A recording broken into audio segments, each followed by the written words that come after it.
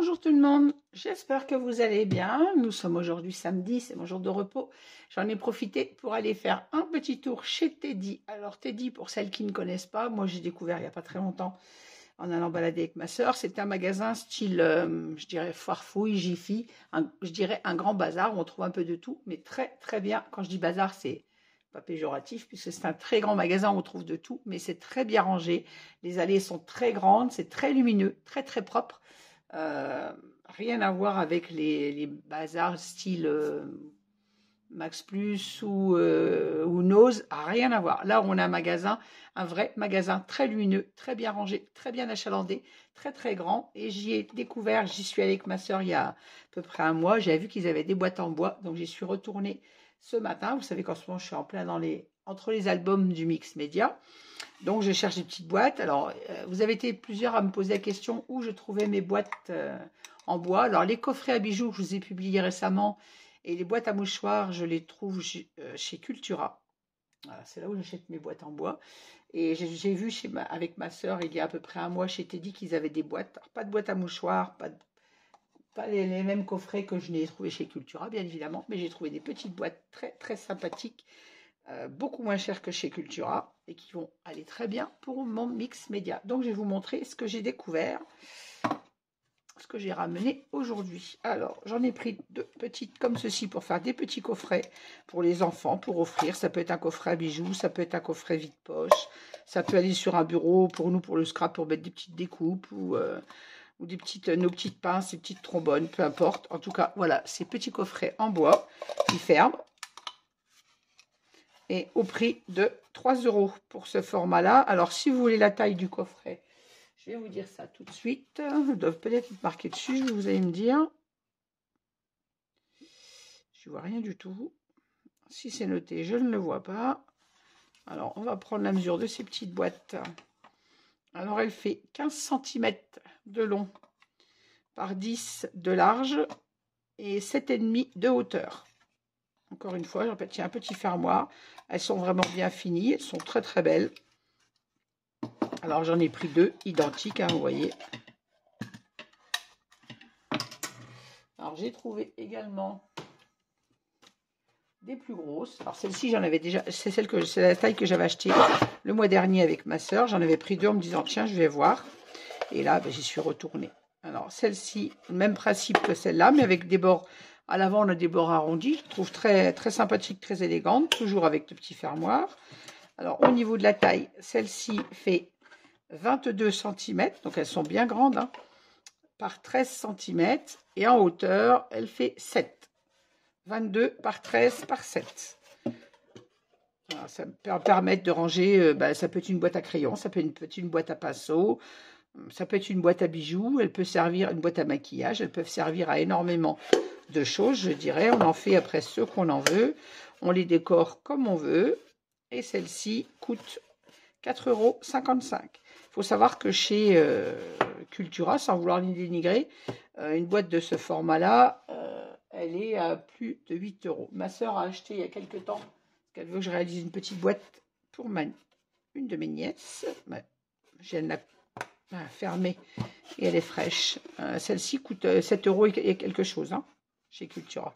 Alors qu'elle est de la même taille, elle est moins haute et elle n'a pas de fermeture. Je la trouve moins bien faite du fait que là, on a un rebord qui ferme. Mais vous voyez, dès qu'on peint, là, j'ai passé une couche de gesso. J'ai été obligée de la poncer. Et du coup, ça force un peu sur la fermeture. Donc, je préfère largement celle-ci. Celle-ci, comme je les aime beaucoup, j'en ai pris 3. Voilà, 1, 2 et 3. Et 2 petites. Voilà, j'ai de quoi faire du mix média. Alors, je vais mettre ça là, je vais vous montrer ce que j'ai trouvé d'autre. Alors, j'ai également trouvé une palette. Alors, j'en ai réalisé, moi, il y a quelques années, j'en avais fait une de palette.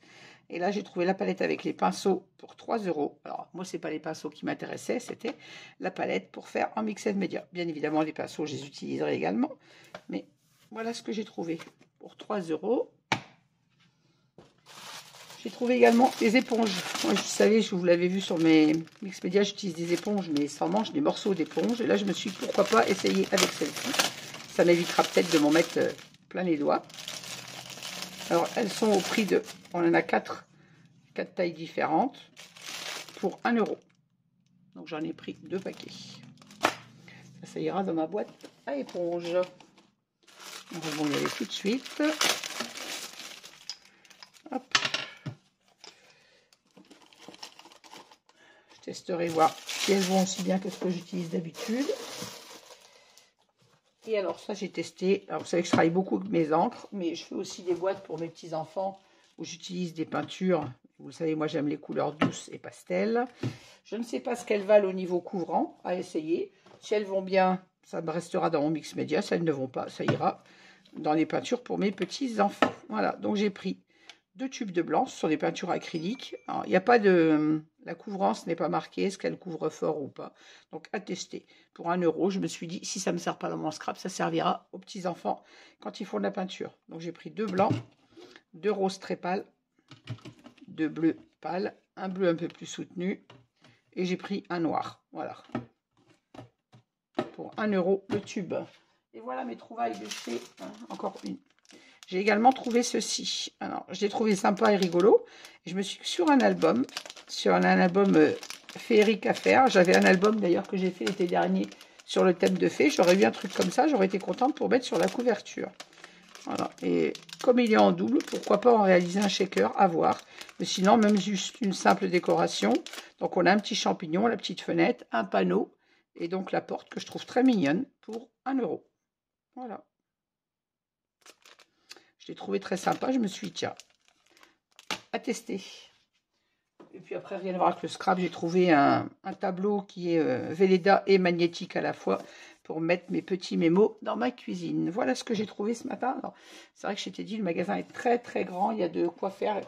Si vous êtes intéressé pour du bricolage pour les enfants, pour les occuper pendant les vacances, il y a un rayon énorme. Vous avez des perles, vous avez des trucs en bois, vous avez des mousses, vous avez...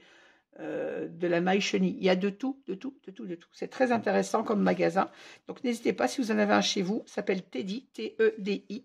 Et c'est génial. Voilà, moi, j'y suis allée surtout pour mes magnifiques petites boîtes. Donc, voilà, comme on m'avait posé la question où j'en trouve, eh ben, vous savez que d'habitude, j'achète chez Cultura.